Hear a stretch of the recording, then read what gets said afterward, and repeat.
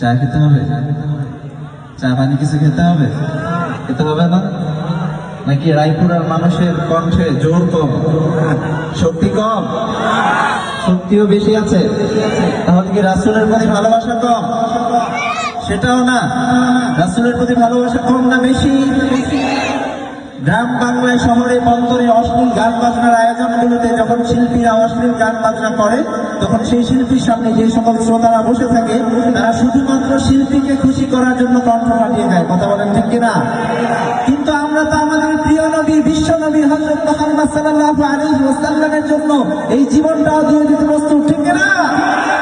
তাহলে রাসূলকে ভালোবেসে তুমি আমার ফুটন্ত,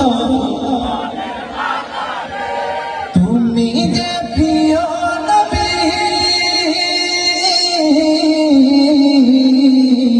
তুমি যে প্রিয় নবী, তুমি যে ধ্যানের ছবি, তোমায় নিয়ে ভাবি আমি প্রতিটি ক্ষণে, হৃদয় মাঝে ছন্দের গানে তুমি আমার ফুটন্ত